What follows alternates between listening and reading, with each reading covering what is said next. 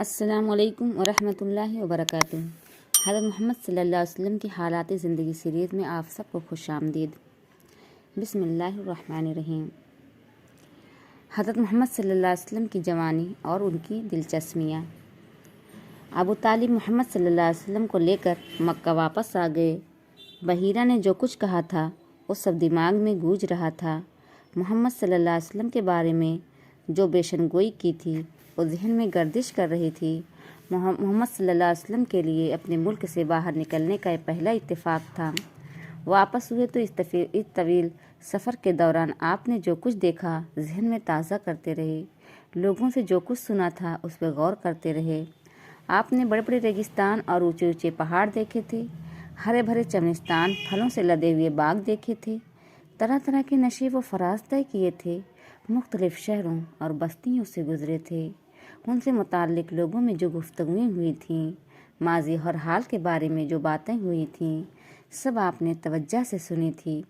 آپ صلی اللہ علیہ وسلم کو ایسے لوگ بھی دکھائی دیے جو انہی چیزوں کو پوچھتے تھے جن کو آپ صلی اللہ علیہ وسلم کی قوم پوچھتی تھی۔ ایسے لوگ بھی نظر آئے جو آسمانی کتابوں کے احکام پر عمل پیرا تھے۔ یہ بھی سننے میں آیا کہ کچھ لوگ آتش پرستی میں مگن ہیں۔ ایسے لوگ بھی ہیں جو پتھر کی مورتیوں کے حضور عبادت کی رسوم ادا کرتے ہیں اور بندگی کے سارے آداب بجا لاتے ہیں۔ کچھ لوگ جنہوں نے اپنی نکیل یہودی علماء کے ہاتھوں میں دے رکھی ہے، جو کتاب الہی کی منمانی تعویلیں کرتے ہیں اور اپنی جی سے شریعت بناتے ہیں۔ کچھ عیسائی پادریوں کے اشارے پر چلتے ہیں جنہوں نے غیب دانی کا ڈھونگ رچا رکھا ہے۔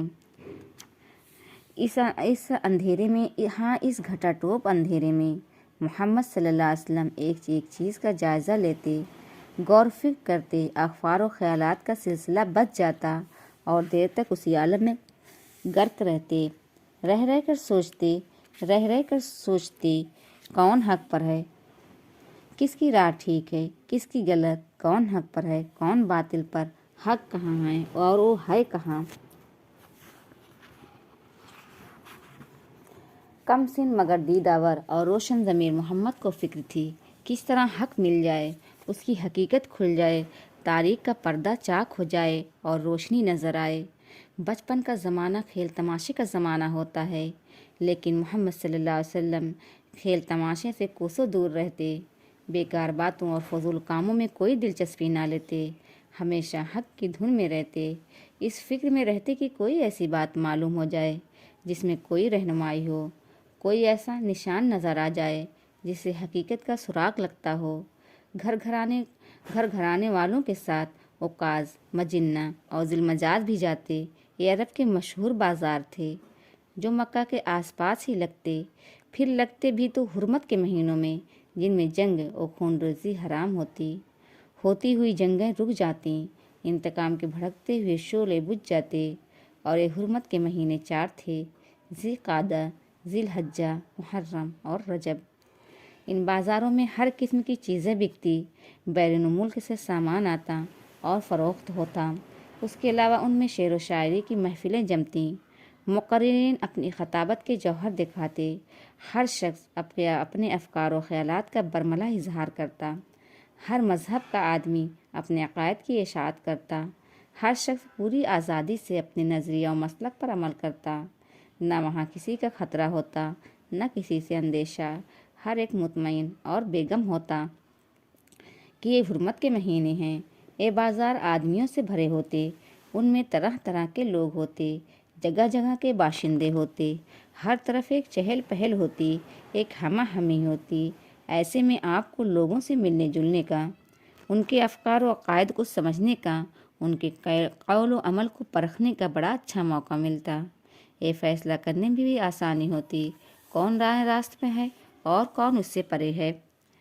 پھر جب آپ تنہائی میں ہوتے اور یکسوئی حاصل ہوتی تو ساری باتیں عقل کے ترازو میں تولتے، جو بات صحیح معلوم ہوتی ذہن نشین کر لیتے، جو غلط معلوم ہوتی اسے دور ڈال دیتے۔ 12 سال کی عمر سے آپ صلی اللہ علیہ وسلم بکریاں چرانے لگے، اس سے غور و فکر میں مدد ملی۔ یہ آپ کا محبوب مشغلہ تھا۔ کچھ گھر والوں کی بکریاں ہوتیں، کچھ قبیلوں والوں کی، ان کو لے کر دور ٹیلوں اور میدانوں کی طرف نکل جاتے جہاں بکریوں کو آزادی سے چرنے کا موقع ملتا اور آپ صلی اللہ علیہ وسلم کی روح کو پرسکون اور پرکیف فضا میسر ہوتی۔ وہاں فکر و نظر کے لیے، غور و تدبر کے لیے آپ کے سامنے ایک وسیع میدان ہوتا۔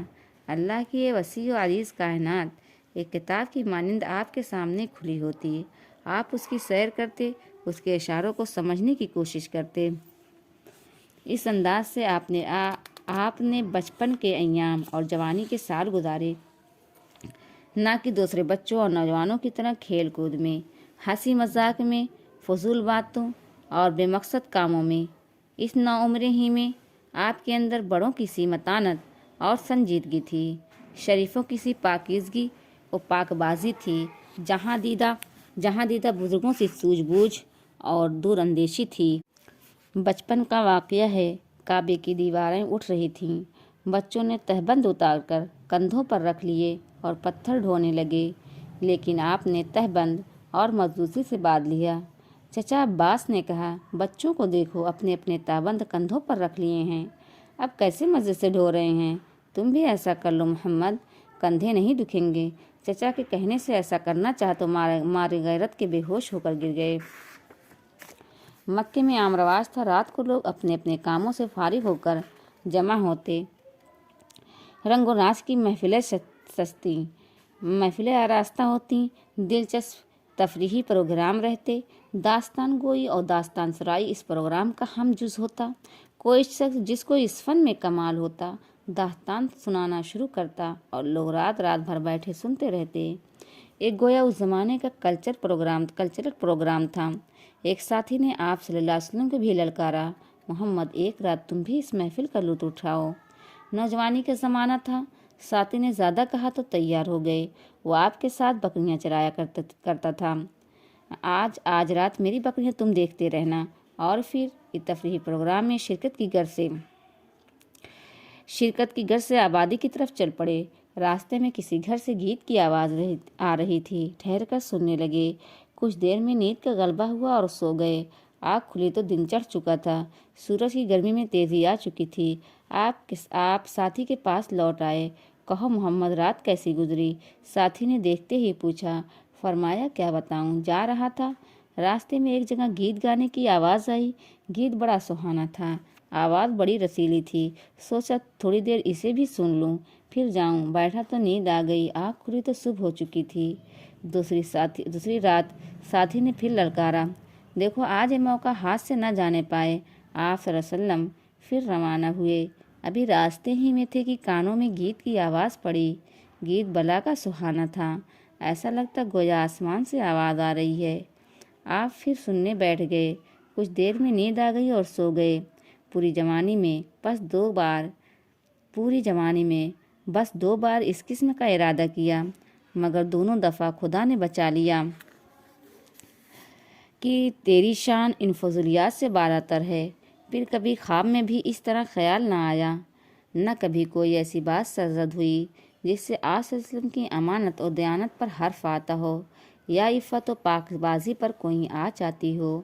آپ صلی اللہ علیہ وسلم شرم و حیا کے پیکر تھے، عفت و پاک بازی کا اعلیٰ ترین نمونہ تھے، سچائی کے لیے پوری قوم میں مشہور تھے، دیانتداری و ایمانداری میں اپنی مثال آپ تھے۔ اہل مکہ نے آپ صلی اللہ علیہ وسلم کو امین کا خطاب دیا تو کوئی حیرت کی بات نہیں، ذرا بھی نہیں۔ آپ صلی اللہ علیہ وسلم کو یہی خطاب زیب دیتا تھا، آپ صلی اللہ علیہ وسلم کو زیب ہی دیتا تھا۔ آپ صلی اللہ علیہ وسلم نے نوجوانی میں تیر اندازی سیکھی، جوان ہوئے تو فن سپاہ گری میں مہارت حاصل کی، جنگ فجار ہوئی تو چچاؤں کے ساتھ آپ صلی اللہ علیہ وسلم بھی اس میں شریک رہے۔